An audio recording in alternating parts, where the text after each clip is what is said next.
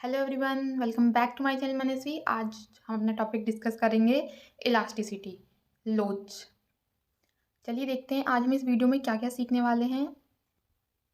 ये हमारे क्वेश्चंस हैं जो ये वीडियो करने के बाद हमें आ जाएंगे, इनके आंसर देना। मांग की लोच किसे कहते हैं? What is elasticity of demand? मांग की लोच की कौन कौन सी श्रेणियाँ होती हैं? What are the kinds of elasticity of demand?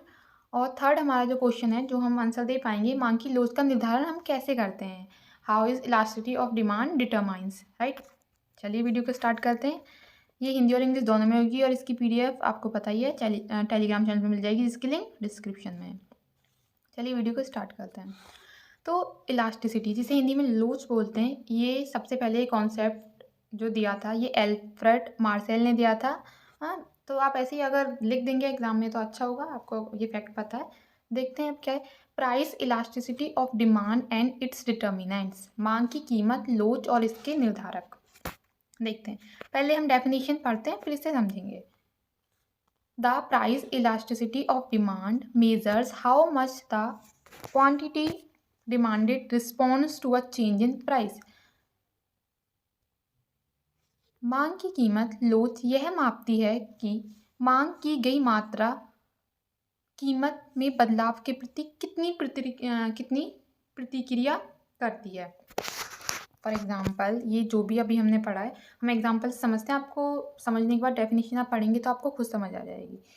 अगर किसी वस्तु का प्राइस चेंज हो गया है तो उसकी मांग में क्या परिवर्तन होगा, उसकी मांग बढ़ेगी या घटेगी, यही पता करना क्या कहलाता है, यही प्राइस इलास्टिसिटी कहलाती है। क्या कहलाती है, दोबारा से रिपीट करते हैं।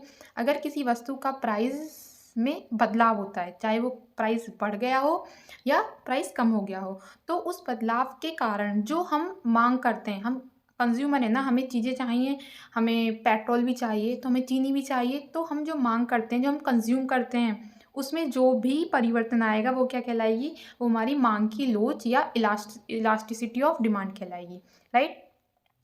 इसके अब डिटर्मिनेंट्स देखते हैं कि इसके निर्धारक क्या क्या होते हैं। पहला इसका निर्धारक है निकट स्थानापन्न की उपलब्धता, अवेलेबिलिटी ऑफ क्लोज सब्सटीट्यूट। ये क्लोज सब्सटीट्यूट पर डिपेंड करेगा। अभी जब मैं एग्जांपल दूंगी, बस अभी आप देखिए कि किस किस पर डिपेंड करता है। जब हम इसकी ग्राफ देखेंगे तो आपको समझ आ जाएगा। सेकंड है आवश्यकता और विलासिता, नेसेसरीज वर्सेस लग्जरीज भी इसको डिसाइड करती हैं। किसको? इलास्टिसिटी ऑफ डिमांड को। चलिए अब इसका पहला इलास्टिसिटी ऑफ डिमांड देखते हैं। तो पहली हमारी इलास्टिसिटी ऑफ डिमांड है पूर्णतः बेलोचदार मांग, परफेक्ट इनलास्टिक डिमांड। पहले तो आप ये ध्यान रखिएगा, perfect inelastic demand E D, क्योंकि हम डिमांड की इलास्टिसिटी पढ़ रहे हैं, ये इक्वल टू होती है ज़ीरो। क्या होती है? इक्वल टू होती है ज़ीरो। अब ये ग्राफ क्या समझा रहा है? ये ग्राफ समझा रहा है हमें कि हमारी जो क्वांटिटी जो हम डिमांड कर रहे थे, जिसकी हमारी मांग थी, वो क्या थी? वो 100 थी।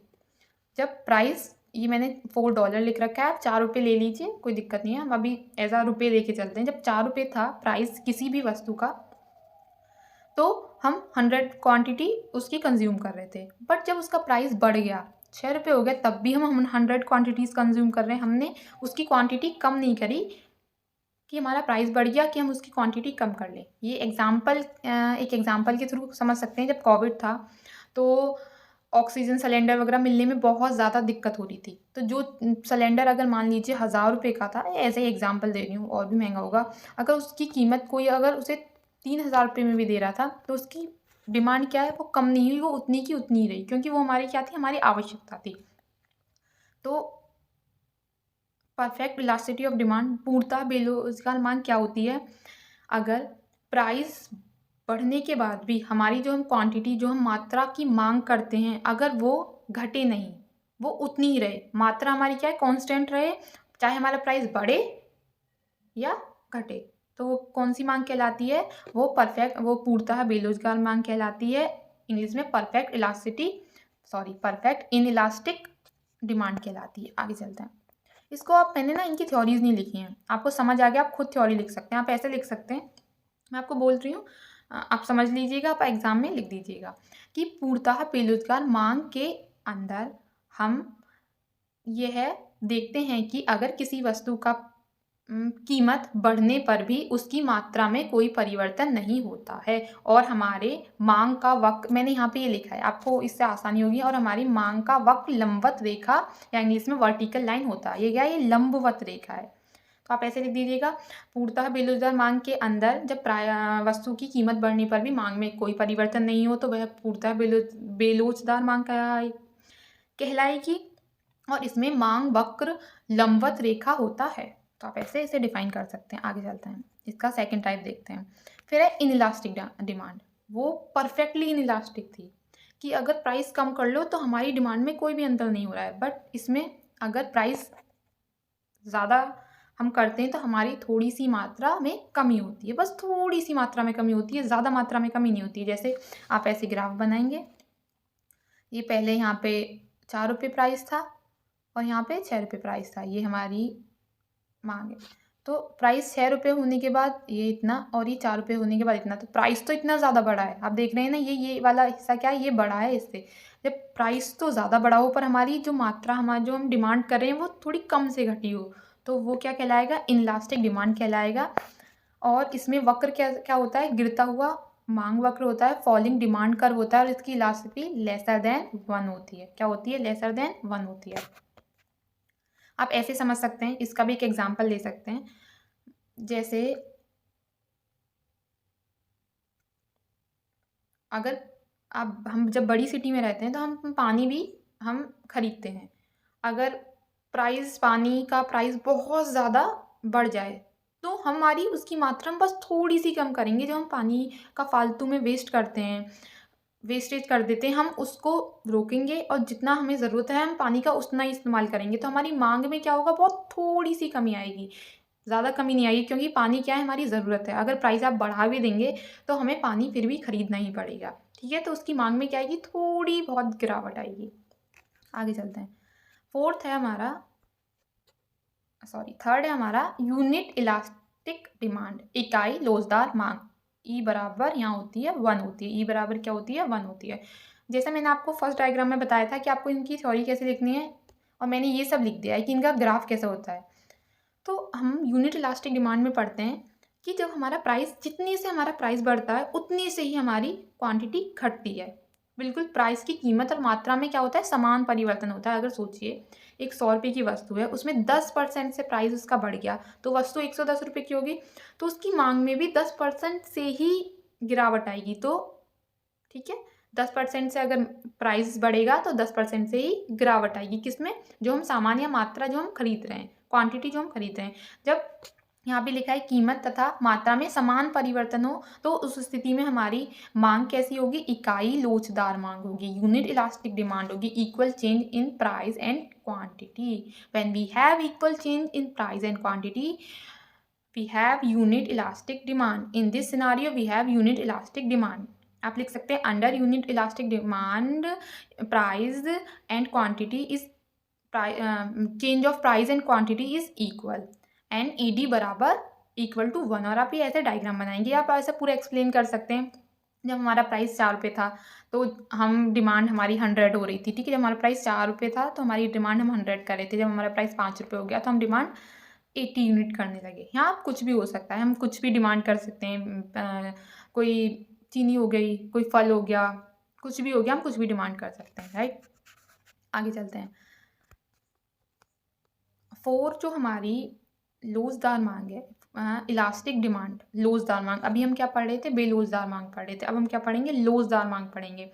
इसमें बेलोचदार मांग क्या थी? जब प्राइस हमारा बढ़ रहा था तो हमारी क्वांटिटी कम से घट रही थी। बट यहाँ पर क्या है? बेलोचदार मांग क्या है? जब हमारा, मान लीजिए ये है, पहले यहाँ पर ये प्राइस, ये ऐसे, ये ऐसे, एक ये सही नहीं बनाया, ये ऐसे मांग वक्र है। जब हमारा प्राइस 4 रुपये था तो हमारी मांग इतनी थी, और अब हमारा प्राइस क्या है? 5 रुपये हो गया है और हमारी मांग इतनी होगी। आज ये डायग्राम अच्छे से नहीं बनाया पर यहाँ पे लिखा हुआ है। तो हमारे प्राइस क्या है? अब ये वाला हिस्सा देखिए, प्राइस तो इतने से सिर्फ इतना सा बढ़ रहा है पर हमारी मांग क्या है? इतनी ज़्यादा कम हो रही है। जब प्राइस तो कम बढ़े पर हमारी मांग क्या है? बहुत हम मांग घटा दें प्राइस बढ़ने की वजह से। एग्जाम्पल के लिए हम बोल सकते हैं कि केले और सेब हैं, ठीक है? केले और सेब 2 फल हैं। केले का प्राइस या सेब का प्राइस मान लीजिए बहुत ज़्यादा बढ़ गया, तो हम क्या करेंगे, हम सेब नहीं खरीदेंगे। सेब हमारी ऐसी थोड़ी ना है, ज़रूरत की सेब के बिना हम जी नहीं सकते या कोई बहुत बड़ी दिक्कत हो जाएगी। तो हम क्या करेंगे, एकदम सेब की मात्रा हम कंज्यूम करनी कम कर देंगे, हम केले का उपभोग करने लगेंगे। किसका उपभोग करने लगेंगे, केले का। तो अब यहाँ पर हमने जो हमने जो निर्धारक पढ़े थे इलास्टिसिटी ऑफ डिमांड के, उसमें हमने पढ़ा था कि अगर डिमांड सब्स्टिट्यूट होने पर क्या फ़र्क पड़ेगा। तो हमारा सेब का सब्स्टिट्यूट हमने क्या करा, केला करा। तो अगर किसी भी वस्तु का सब्स्टिट्यूट होगा और इजीली हम उसका सब्स्टिट्यूट फाइंड कर सकते हैं, तो वस्तु क्या होगी, वो वस्तु लोचदार मांग होगी। क्या होगी, वस्तु लोचदार मांग होगी। जैसे अगर कॉफ़ी और चाय है, अगर कॉफ़ी के प्राइस बहुत ज़्यादा हो गए हैं तो हम चाय कंज्यूम कर लेंगे, क्योंकि हमारे पास उसका सब्स्टिट्यूट है। अगर ऐसे मिठाई में है, अगर रसगुल्ले बहुत ज़्यादा महंगे हैं तो हम जलेबी कंज्यूम कर लेंगे, राइट। तो अगर कोई सब्स्टिट्यूट है, इजीली हमें किसी का सब्स्टिट्यूट मिल जाता है, तो वहाँ पर कैसी मांग होती है, लोचदार मांग होती है। आगे चलते हैं। अब है perfect elastic demand. Perfect elastic demand, ये ई बराबर होता है इनफाइनाइट। क्या होता है, ई बराबर होता है इनफाइनाइट, पूर्णतः लोचदार मांग। इसमें क्या होता है, इसमें हमारी क्षैतिज वक्र होता है, हॉरिजॉन्टल लाइन होती है। ये हमारे यहाँ 5 रुपये प्राइस है और हमारी 5 रुपये प्राइस पर डिमांड हो रही है। सारी डिमांड, हम जितनी भी डिमांड कर रहे हैं, हम जितना भी कंज्यूम कर रहे हैं, वो 5 रुपये पे कर रहे हैं, ठीक है। तो ये बताता है कि अगर एग्जाम्पल के लिए हम लेते हैं, आप चिप्स का पैकेट 5 रुपये का ही आता है, सबको पता है 5 रुपये का आता है चिप्स का पैकेट। अगर एक दुकानदार है, वो उससे 6 रुपये का दे रहा है, तो कोई भी उससे जाके नहीं लेगा, क्योंकि पूरा यूनिवर्सल है, इंडिया में चिप्स का पैकेट 5 रुपये का ही आता है। तो परफेक्ट इलास्टिक क्या है कि प्राइस फिक्स है। अगर भाई तुम 5 रुपये तक का दोगे तो मैं इतना लूँ, इतना लूँ, इतना लूँ, खूब सारा ले लूँगा। अगर तुमने जैसे ही 6 रुपये भी प्राइस किया ना, 5 का 6, तो मैं इतनी सी भी क्वांटिटी नहीं खरीदूँगा। आई होप आपको समझ आया होगा और आप इसकी भी थ्योरी लिख सकते हैं। पूर्णतः लोचदार मांग के अंतर्गत अगर प्राइस बढ़ जाता है तो हम बिल्कुल भी मांग नहीं करते हैं। अगर 5 की जगह 6 रुपये हो जाएंगे तो आप चिप्स का पैकेट क्यों लेंगे, उससे नहीं लेंगे, आप कहीं और से जाके ले लेंगे। हम बिल्कुल भी मांग नहीं करते हैं और इसका वक्र क्षैतिज वक्र या हॉरिजॉन्टल लाइन होता है। आगे चलते हैं। अब प्राइस इलास्टिसिटी ऑफ डिमांड का फॉर्मूला होता है। हम प्राइस इलास्टिसिटी ऑफ डिमांड हम कैसे फाइंड करते हैं, percentage change in quantity demanded. जो हमारी परसेंटेज चेंज, अभी तक हम क्या पढ़ रहे हैं, percentage in quantity demanded upon percentage change in price. हमारी क्वांटिटी डिमांडेड में जो हम मात्रा कंज्यूम कर रहे हैं, उसमें चेंज किस कारण से आ रहा है, क्योंकि हमारा प्राइस बढ़ रहा है या घट रहा है। हमारा प्राइस क्या हो रहा है, या तो बढ़ रहा है या घट रहा है। तो प्राइस के कारण जो चेंज आ रहा है, किस में आ रहा है, क्वांटिटी डिमांडेड में। तो इसका ही percentage in quantity demand due to percentage change in price, ये क्या कहलाता है, प्राइस इलास्टिसिटी ऑफ डिमांड कहलाता है। हिंदी में देखते हैं, मांग की लोच, ईडी क्या होती है, वस्तु की मात्रा में प्रतिशत परिवर्तन अपॉन वस्तु की कीमत में परिवर्तन। इसका फॉर्मूला है फिर ये ईडी बराबर परसेंटेज चेंज, ये परसेंटेज बोलते हैं इसे, और ये ऐसे ट्राइंगल को, इसको चेंज बोलते हैं, परिवर्तन। इन क्यू क्या है, क्वांटिटी डिमांडेड, जो हमने मात्रा कंज्यूम करी है, upon percentage change in price. इसे delta Q upon Q, delta P upon P, और इसको ऐसे करके मल्टीप्लाई कर देंगे यहाँ पे। अगर आपने मैथ पढ़ा है थोड़ा भी तो आपको पता होगा कैसा हुआ है। अब देन यहाँ पे पी क्या है, कीमत है, प्राइस क्यू क्या है, मात्रा है, क्वांटिटी, और ये डेल्टा क्या है, परिवर्तन है, चेंज। और इससे इस एक ग्राफ को, ये सारी क्वांटिटीज़, ये जो हमारी जितनी भी इलास्टिसिटी है, हम एक ग्राफ में भी दिखा सकते हैं कि ईडी यहाँ पर इनफाइनाइट होगा, यहाँ पर ग्रेटर देन 1 होगा, बीच में यूनिट इलास्टिक होगा, और यहाँ पर लेस देन 1 होगा, यहाँ पर 0 होगा। एक डेफिनेशन देखते हैं। डेफिनेशन, अच्छा मैंने ये हिंदी में नहीं लिखी है डेफिनेशन, कोई बात नहीं, आप समझ तो आ गया है, बुक से डेफिनेशन देख लीजिएगा। ये एल्फ्रेड मार्शल ने दी है, जिन्होंने ये कॉन्सेप्ट दिया था, किसका, इलास्टिसिटी का कॉन्सेप्ट इन्होंने दिया है। इलास्टिसिटी ऑफ डिमांड में be defined as the percentage change in quantity demanded to the percentage change in price. Percentage change, जो हमारा प्राइस में परसेंटेज चेंज हो रहा है, उसके कारण जो हमारी क्वांटिटी डिमांडेड में चेंज होता है, वही क्या कहलाता है, वही इलास्टिसिटी ऑफ डिमांड कहलाती है। इससे आगे वाले पार्ट में करेंगे, अभी ये टॉपिक ख़त्म नहीं हुआ है कि कैसे मेज़र करते हैं इलास्टिसिटी ऑफ डिमांड को, कैसे मेज़र करते हैं, और भी 1-2 चीज़ें हैं जो हम आने वाली वीडियोस में देखेंगे। आज के लिए इतना ही।